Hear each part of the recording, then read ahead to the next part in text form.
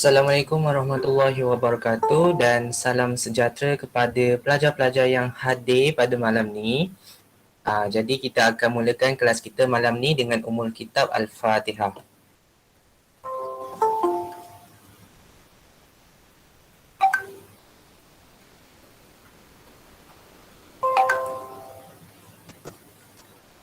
A'udzubillahi minasyaitonirrajim. Bismillahirrahmanirrahim. Alhamdulillahirabbil alamin wassalatu wassalamu ala asyrafil anbiya'i wa ala alihi washabihi ajmain. Allahumma aftah alaina hikmataka wanshur alaina min khazaini rahmatika ya arhamar rahimin. Rabbi shrali sadri wa yassirli amri wahlul 'uqdatam min lisani yafqahu qawli.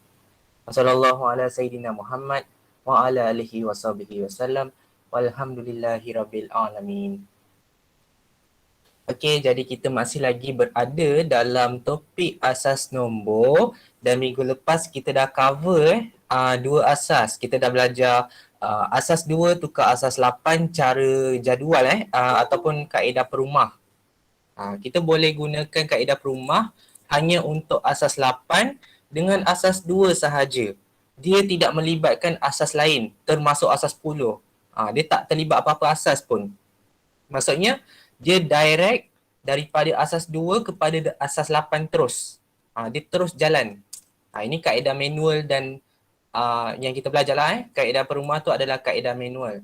So kaedah yang kita belajar minggu lepas, kaedah 421 digunakan untuk asas berapa? Untuk asas 2 dengan asas 8 lah. Kita belajar minggu lepas kan? Asas 2 dengan asas 8 atau terbalik pun tak apa. Tidak melibatkan apa-apa asas pun. Hanya dua ni sahaja. Okey, hanya dua ni sahaja. Jadi asas lain tidak terlibat Ini kaedah 421. Tapi kalau kaedah kalkulator, kita pun ada belajar juga minggu lepas. Siapa yang dah datang minggu lepas tu dia tahulah macam mana tekan kalkulator kan. Kaedah kalkulator digunakan untuk apa? Asas apa? So kita tengok kaedah kalkulator boleh digunakan untuk asas berapa? Asas 2 ada. Okey, asas 2 ada. Kemudian kita ada asas asas berapa Asas 8 dan kita ada asas 10. Dekat kalkulator ada 3 sahaja yang boleh guna. Contohnya asas 2, asas 8 dengan asas 10. Asas 2 ni boleh pergi ke asas 8 atau pergi dekat asas 10. Okey? Asas 8 ni pun boleh pergi dekat asas 2 atau asas 10. Asas 10 pula boleh pergi kepada asas 8 ataupun asas 2 Jadi maksudnya kaedah kalkulator ni boleh pusing-pusing antara 3 asas ni. Manakala kaedah 421 boleh pusing-pusing antara 2 asas sahaja. Okey, antara asas 2 dengan 8. Jadi kita dah belajar macam mana nak guna kaedah 421 dan macam mana kita nak guna kaedah kalkulator. Jadi ingat, kalau asas 4 ke, asas 3 ke, asas 6 ke, tak boleh guna kaedah ni tak boleh. Kaedah yang pertama dengan kaedah kedua tidak boleh digunakan. Okey, hanya asas tertentu sahaja yang boleh digunakan untuk dua benda ni. Alright, so kalau awak faham minggu lepas macam mana awak buat kan, jadi awak tahulah hanya asas tersebut sahaja yang dikaitkan. Asas lain tak ada. Okey, asas lain tak ada. Okey, tapi hari ni, minggu ni kita buat benda yang sama tapi kita kaitkan dengan asas yang lain. Contohnya asas 3, asas 4, 5. Okey. Itu kita nak kaitkan. Jadi kita akan belajar kaedah ketiga pula. Okey, kaedah ketiga hari inilah kita belajar. Kaedah ketiga ni besar sangat. Okey, sangat besar dan memang dah ditekankan masa kamu belajar di sekolah. Okey, tak kisahlah kamu belajar online PDPR ke, tapi yang ini yang sangat-sangat ditekankan oleh cikgu-cikgu sekolah kamu. Okey, kaedah cerakin dan kaedah bahagi. Okey, kalau awak pernah dengar kaedah cerakin dan kaedah bahagi. Okey, tapi sebelum kita pergi kepada kaedah 3 ni, saya nak bagi tahu kat kamu lah. Kita ada asas 10 Kita ada asas 10. Okey, kemudian kita ada kecil-kecil dia, kita ada asas 2, kita ada asas 3, asas 4 dan seterusnya. Dia ada banyak kecil-kecil dia ni. Macam ni lah. Asas 2, asas 3, asas 4, asas 5, 6, 7, 8, 9. Dan akhir sekali 10 mestilah duduk atas. Saya letak 10 ni sebab dia adalah nombor ibu kepada semua nombor lah. Maksudnya dia adalah segala nombor. Asas 10 ni adalah segala nombor yang kita belajar dalam kehidupan kita. Nombor yang awak selalu jumpa yang dalam hidup kita ni, contohnya nombor 31 lah, nombor 104 lah. Yang ini adalah nombor asas 10 yang tidak dituliskan kecil-kecil 10 ni. Kan tak pernah nampak kan? Kita tak pernah nampak pun nombor 10 kecil ni. Sebab benda ni sebenarnya dalam kehidupan seharian kita. Kita sebenarnya menggunakan nombor asas 10. Jadi kita anggaplah nombor-nombor yang kita jumpa dalam dunia ni semuanya adalah berkaitan dengan ibu nombor. Nombor segala nombor. Okey, nombor segala nombor. Sebab tu saya letakkan asas 10 ni dekat atas. Sebab yang ini yang kita selalu gunakan dalam kehidupan seharian. Dan kita tak perlu pun tulis asas 10 kecil-kecil ni. Okey, tak perlu. Sebab dia adalah nombor segala nombor. Okey. Jadi, saya suka lukis carta macam ni. Dia ada bubble lah, okay? Dia ada bulatan macam ni, 10 yang dibulatkan duduk atas, dan yang lain ni kita anggap sebagai anak-anak dia. Anak-anak dia, children dia tu, yang kecil-kecil lah, yang lain-lain daripada 10 tu. So kita tengok balik, kita ada asas 2, kita ada asas 3, asas 4, 5 dan seterusnya lah. Okay, kita tahu kaedah perumah ataupun kaedah 421 ni boleh digunakan untuk asas 2 dengan asas 8. Jadi asas 2 dengan asas 8 ni adalah special dia adalah special. Jadi kita boleh buat satu rantai. Kita buat satu rantai macam ni, rantai jambatan. Jambatan maksudnya 2 boleh terus pergi kepada 8, dia ada connection dia ada rangkaian kat situ, dan 8 boleh pergi terus kepada 2 menggunakan kaedah kaedah 421. Okey, kaedah 421. Kaedah kalkulator ni saya tak nak lukis sebab yang ni saya tahu awak dah faham lah, kaedah kalkulator ada 2, 8 dengan 10. Tapi sekarang ni kita nak tengok kaedah penting yang kita belajar lah, kaedah 421 dan nantilah kaedah cerakin dengan bahagi tu Okey. Dan sekarang ni saya lukis lagi anak panah ataupun rangkaian dia ataupun connection dia. Connection dia maksudnya ibu kepada anak. Okey, ibu kepada anak maksudnya 2 kepada 10. Macam ni lah. Dia maksudnya dia ada rangkaian dia, jambatan dia lah, tali dia. Jadi kita pun buat semua kat anak-anak dia. Letaklah semua tali kat situ. Okey. Jadi awak tengok kat sini saya gunakan warna purple. Kalau awak nampak warna purple lah, kalau awak nampak warna biru tu lain lah sikit cerita dia. Okey. Jadi kita punya ni dah nampak macam sotong dah. Okey. So kalau kita tengok balik, tiada jambatan pun antara adik-beradik selain daripada 2 dengan 8. 2 dengan 8 ni ada jambatan, tapi asas-asas yang lain tiada jambatan. Okey, tiada jambatan. Dia hanya kena pergi kepada ibu nombor dulu, baru pergi kepada nombor yang lain. Jadi sekarang ni kalau tengok, asas 2 kan? Asas 2 pergi kepada asas 10, kemudian asas 10 pergi kepada mana-mana sahaja yang dia nak. Contohnya asas 10 boleh pergi kepada asas 3, asas 10 boleh pergi kepada asas 4, asas 10 boleh patah balik kepada asas 2. Jadi macam-macam dia boleh pergi. Tengok kepada connection wire ni kita tengok kepada aliran dia, jambatan dia ni. Tapi kalau awak nampak asas 2 dengan asas 8 ni, di warna hijau ni, kita boleh katakan dia boleh gunakan kaedah 421 sebabnya dia boleh terus jalan. Okey, dia ada jalan pintas. Jadi tak perlu naik atas, tak perlu kita pergi naik atas, pergi jumpa mak dia, cakap saya nak jumpa dengan asas 8. Okey, tak payah. Jadi dia boleh terus je pergi direct jumpa dekat asas 8. Tapi adik-beradik yang lain, Contohnya asas 3, asas 4, dia tak boleh. Dia kena pergi kat mak dia dulu, minta izin kat mak dia elok, cakap nak jumpa adik-beradik yang lain. Okay, so dia pergilah jumpa adik-beradik yang lain. So dia kena pergi kat mak dia dulu. Jadi kita nampak perjalanan dia kan. Perjalanan dia dari bawah ke atas. Okay, bawah ke atas. Asas 2 ke asas 10. Okay, asas 2 ke asas 10 ataupun asas 3 ke asas 10. Dari bawah ke atas.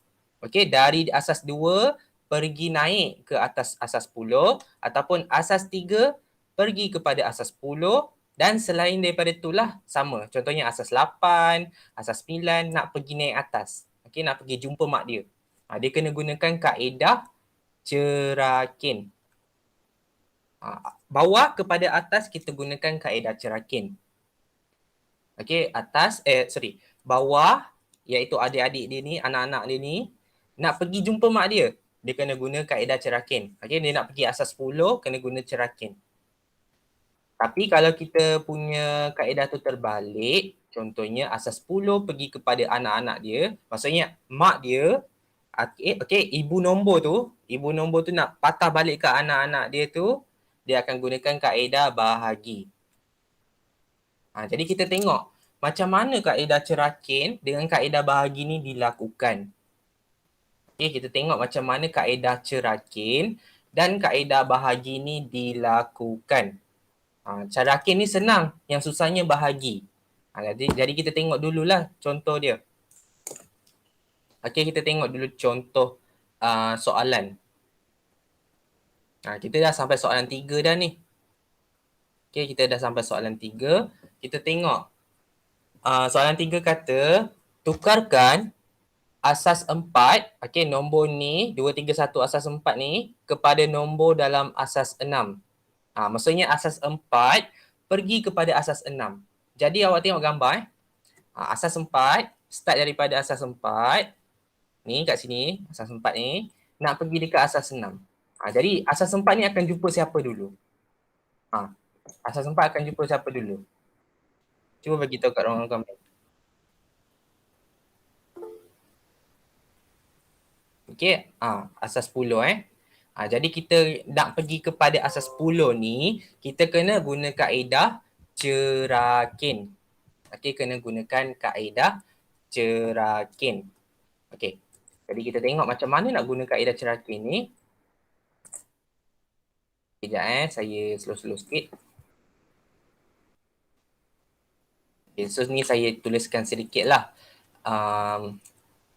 Saya tuliskan proses dia Asas 4 pergi kepada asas 10 asas 4 pergi kepada asas 10, kita gunakan proses Cerakin. Sebab dia nak pergi ke mak dia.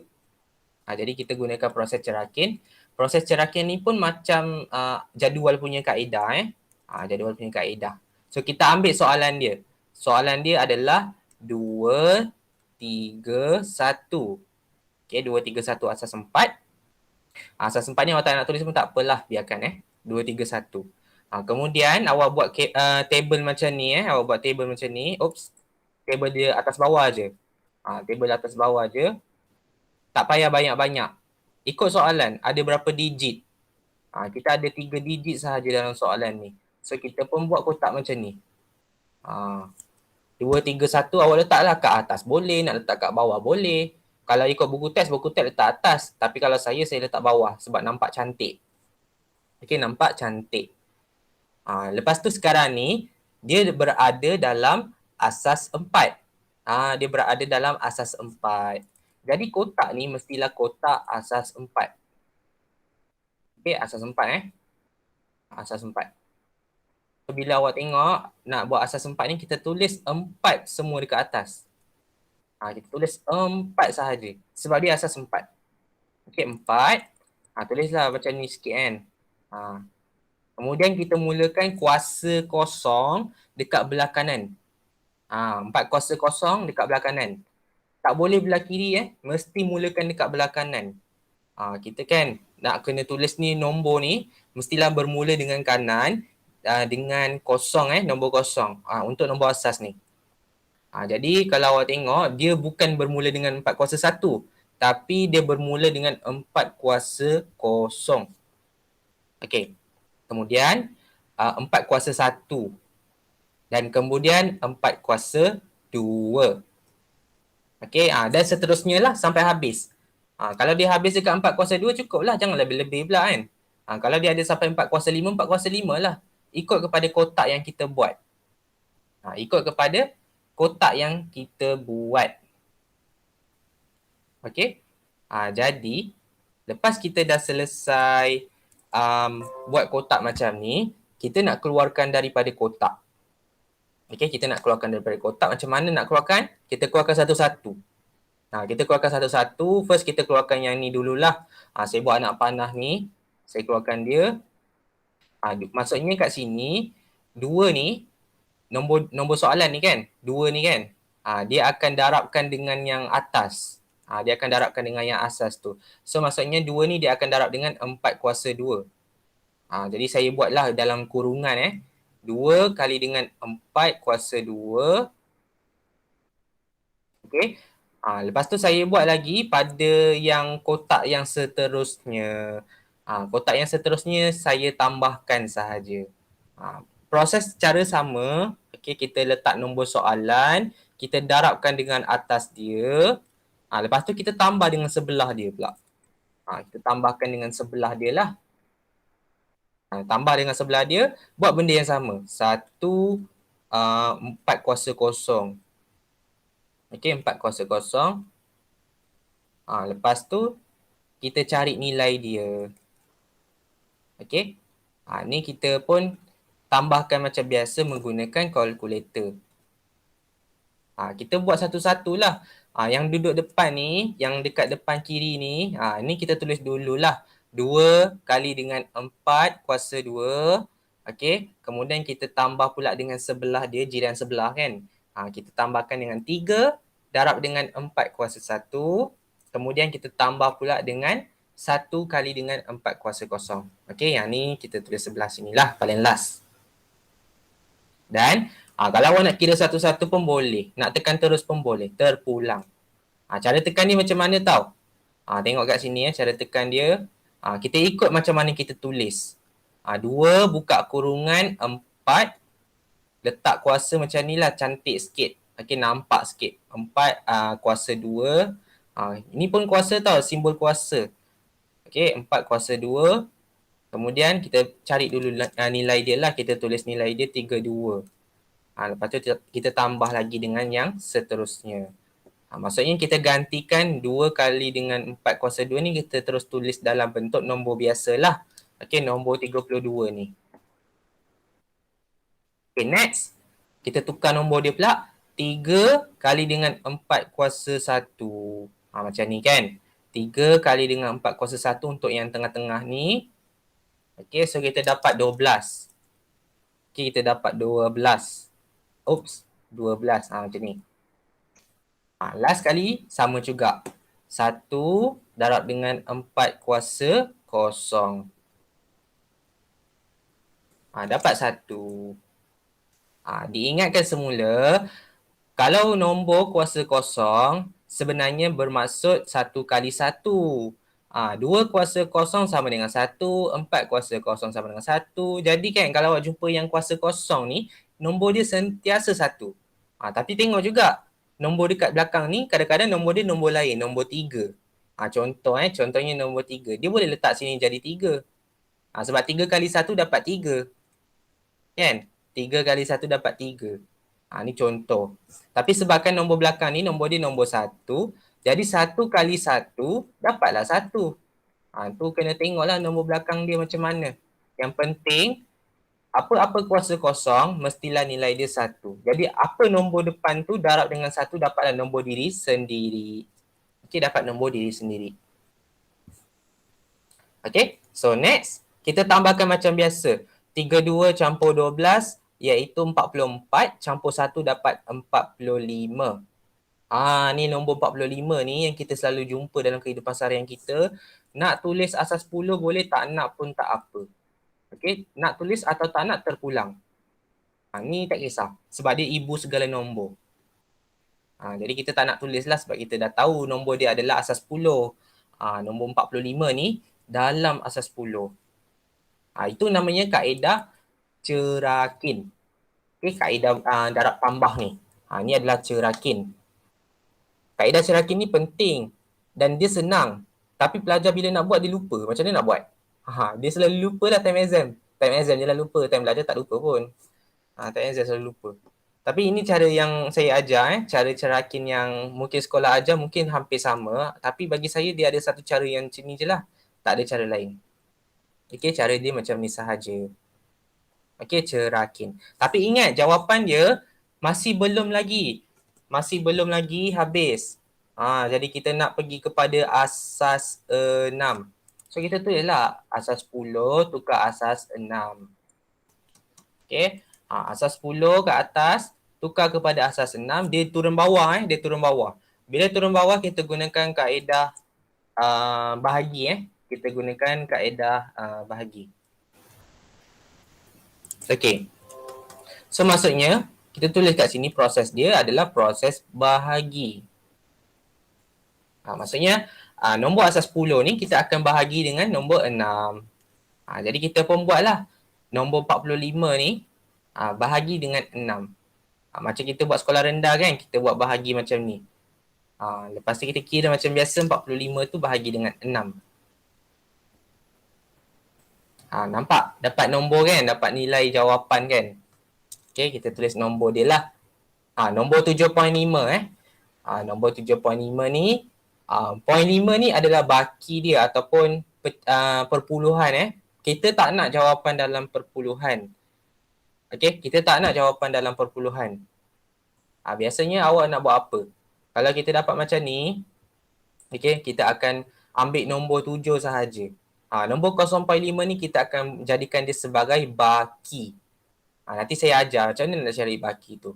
Jadi sekarang ni, kalau dapat nombor yang melibatkan perpuluhan, contohnya 7.5 lah, 1.125 lah kan. Kita ambil nombor depan dia sahaja. Nombor depan dia adalah nombor 7. So kita tulis nombor 7. Okay, nombor 7. Baki warna merah ni, baki, kita tuliskan 0.5.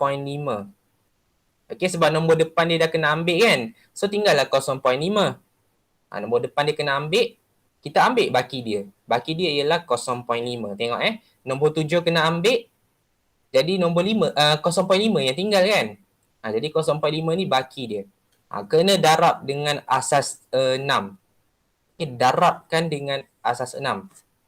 Ikut asas dia. Jadi darab dengan 6 lah. Kalau asas 7 darab dengan 7. Kalau asas 8 darab dengan 8. Okay. Baki ni, dia kena buat macam ni. 0 point berapa darabkan dengan asas tu sendiri.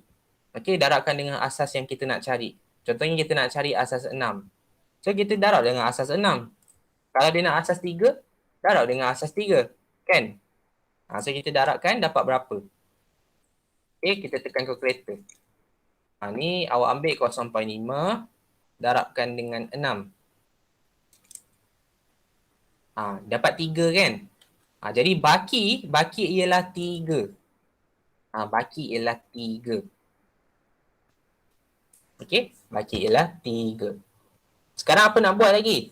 Buat lagi benda yang sama. Benda yang berulang. Okey, berulang. Bahagi lagi dengan 6. Kita buat benda yang sama lah kat bawah dia. Bagi lagi dengan 6. 7 bagi 6 berapa? Tekan kalkulator lah. Tak tahu tekan. 7 bagi 6. 7 bahagi 6.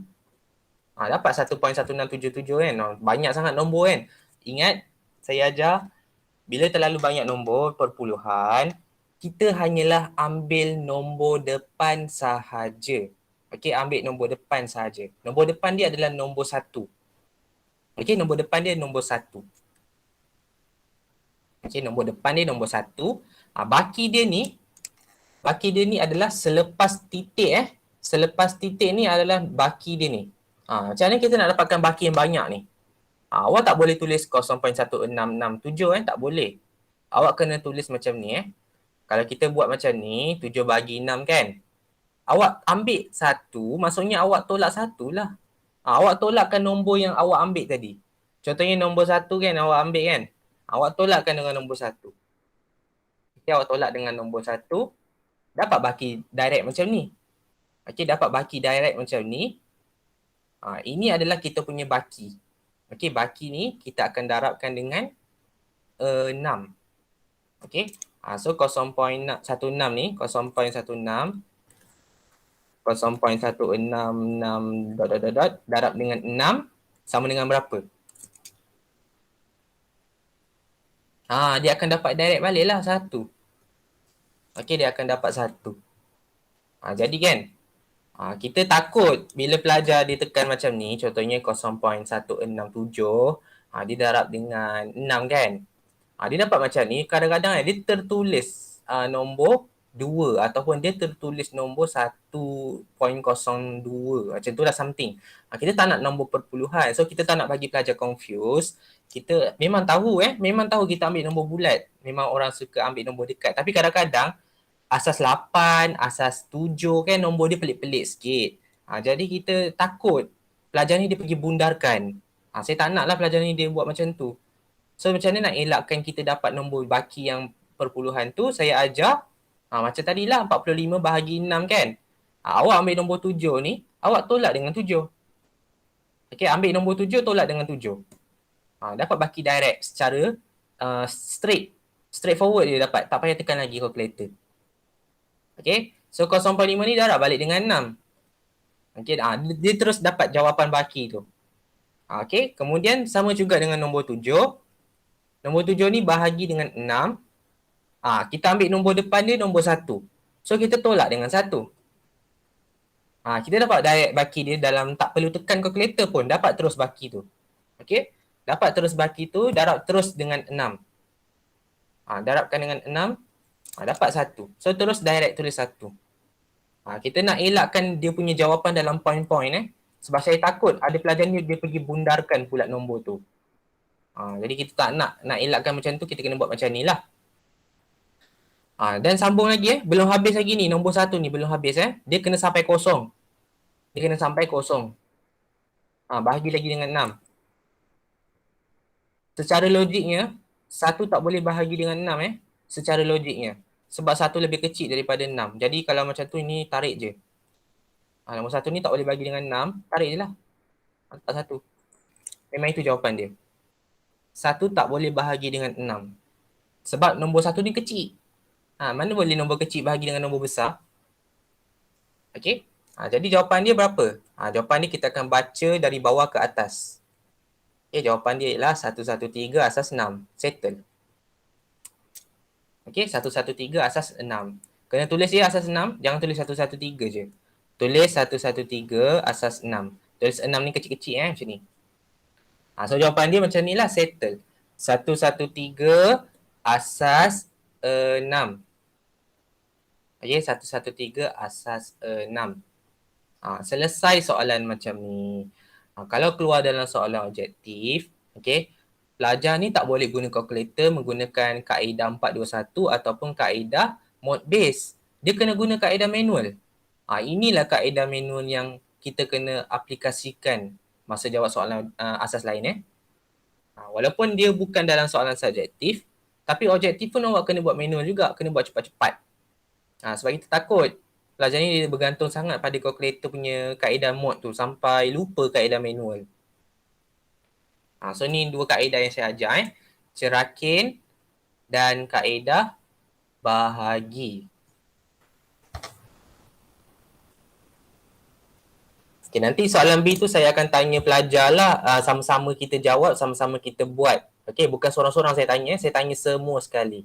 Jadi saya harap awak faham lah.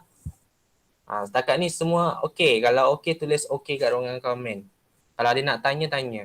Cikgu, kalau saya buat cara lain semasa exam boleh ke? Tapi dapat jawapan sama 113 asas 6. Boleh, tak ada masalah.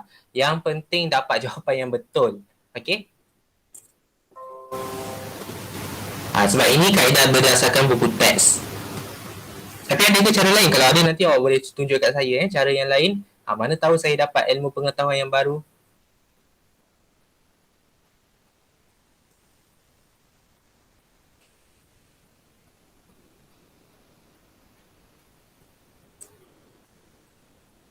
Okay, saya harap semua okey lah.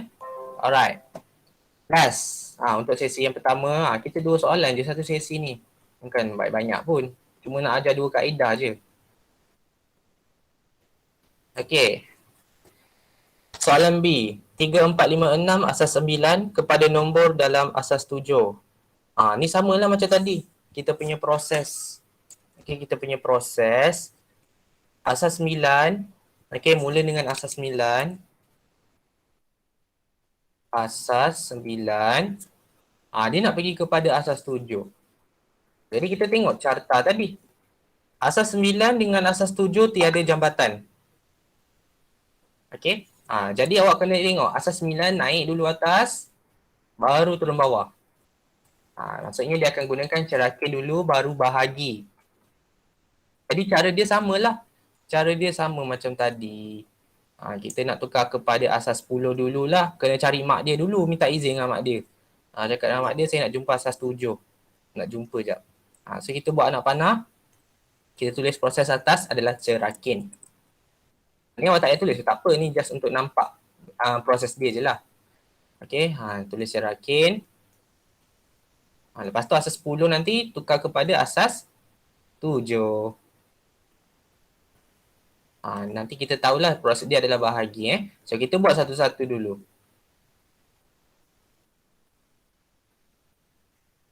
Okay, 3, 4, 5, 6 asas 9.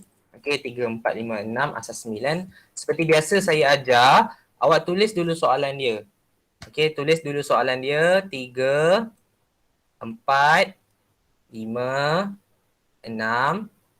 Kemudian tuliskan asas dia dekat atas. Okay, asas dia ialah asas 9. Tapi ingat tau, 9 ni, asas ni kena kuasa dengan kosong belah kanan.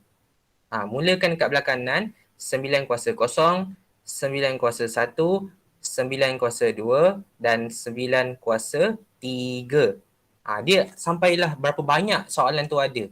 Kalau soalan tu ada sampai 4 digit, awak buatlah sampai 9 kuasa 3. Okay?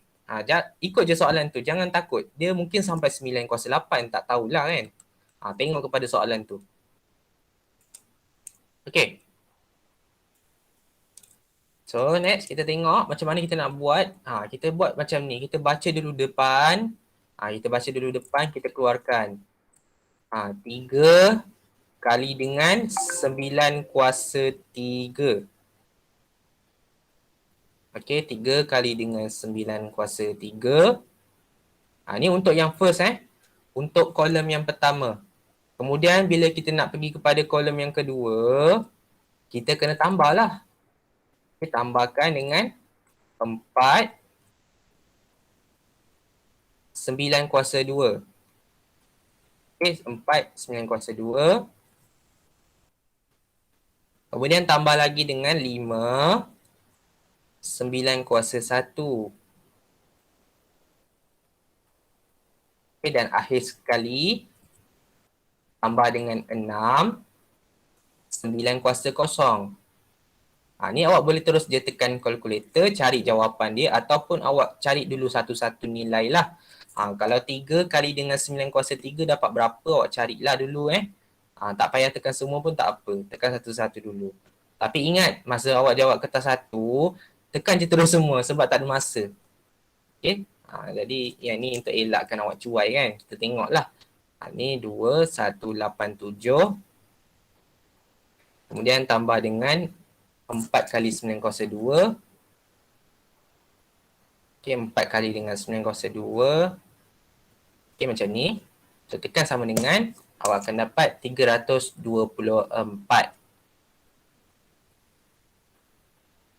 Dan akhir sekali 5 kali 9 dapat 45 dan 6 akhir sekali 6. Ingat 9 kuasa 0 bermaksud 1. 6 kali 1 bersamaan dengan 6. Biasa macam tu. Okey, biasa macam tu. Kemudian kita tambahkan semua. 2187 tambah 324 tambah 45 tambah 6. Okey. 2187 tambah 324 tambah 45 tambah 6. So jawapan dia 2562. 2562.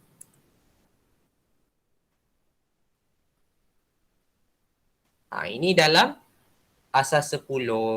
Jawapan 2562 ni dalam asas 10. Tapi kita tak nak tulis asas 10 pun tak apa sebab dia adalah ibu segala nombor.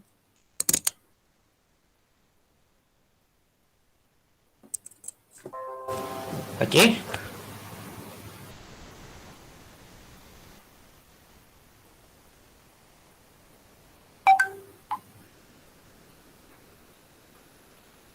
Alright. So kita tengok lagi yang seterusnya. Kita nak bahagikan dia. Asas 10 bahagi dengan asas 7 Maksudnya, asas 10 bahagi dengan 7 supaya kita dapat asas 7 lah Kita tengok nombor ni, kita sambung 2562 bahagi dengan 7. Kenapa bahagi dengan 7? Sebab kita nak cari asas 7. Okay, jadi awak pun buatlah. Okay, tekan pula. Buat macam ni, macam bahagi biasa. Lepas tu tekan je kalkulator. 2562 bahagi dengan 7. Ni dapat kosong maksudnya kita dapat terus nombor depan. Tiada perpuluhan. Okay, tiada perpuluhan. So kita tulis 366. Okay, 366. Tiada baki tau. Tiada baki. Jadi baki ni, baki sama dengan kosong. Okay, next. 7. Sambung lagi. 336 bahagi dengan 7. Okay, kita sambung lagi. Bahagi dengan 7. Ni maksudnya bahagi benda yang sama sahaja. Tengok saya cakap. Yang ini kita dapat dalam nombor, apa orang kata, apa orang panggil? Perpuluhan kita dapat perpuluhan yang banyak dan kita tak nak pelajaran ni dia pergi bundarkan. Jadi kita pun ambil nombor depan. Nombor depan dia adalah 52. Okay, nombor depan dia adalah 52. Okay. So kita tolak dengan nombor depan tadi. Kita tolak dengan 52. So answer tolak dengan 52. Kita dapatlah jawapan dalam perpuluhan ni. Tak payah awak salin satu-satu kan. Terus darab. Terus darab dengan 7. Jadi maksudnya terus darab dengan 7. Awak tulislah macam ni. Baki awak masih nak salin kan. Baki darab 7 sama dengan berapa? Okey, baki darab 7 sama dengan dapat 2 genap. Ini yang kita nak. Kita dapat 2. Kita dapat 2. Lepas tu kita sambung lagi. 52 bahagi dengan 7. Berapa baki dia? 52 bahagi 7. Cuba bagi tahu. Berapa baki dia?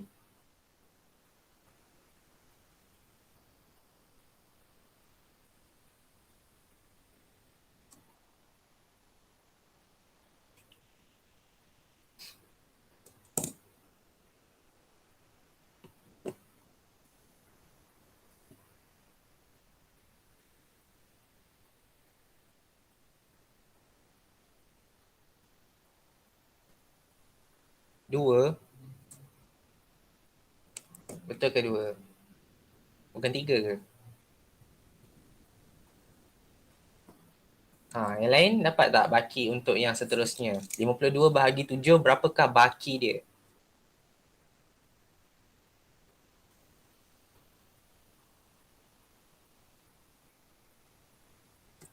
3 kan? Satu benda yang saya boleh nampak sebab dia 3, ialah sebab 7 kali 7 kan? Ni cara saya lah. 7 kali 7 sama dengan 49. So 49, 52 ni tolak 49 dapat 3. Itu cara saya lah. Okay, cara yang saya ikut buku teks pula. Buku teks kan dia kata kalau 52 bahagi dengan 7, awak tekan kalkulator. Okay, 52 bahagi 7.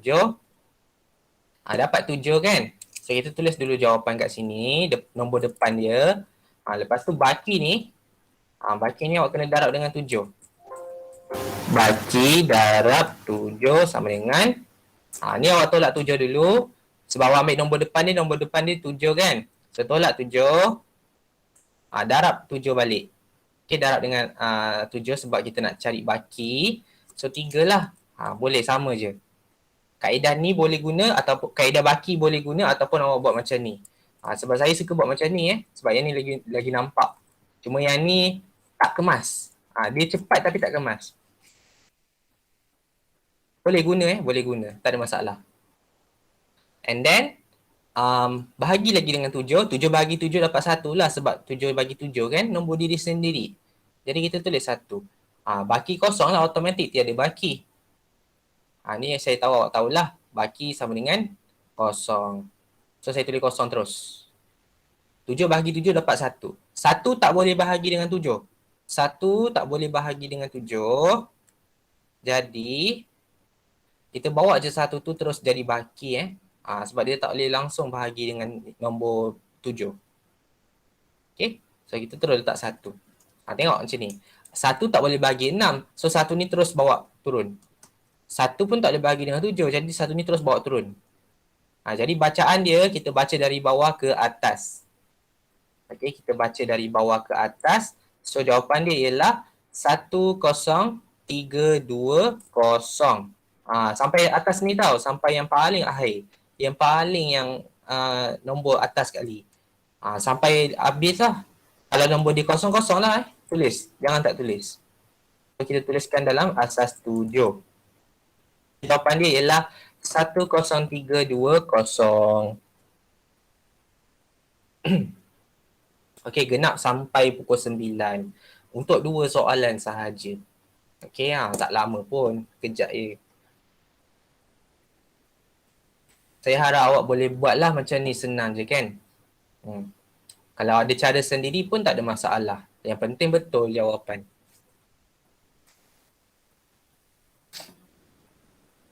Okey, jadi kalau macam tu, saya akan minta awak ambil kehadiran lah untuk kelas kita.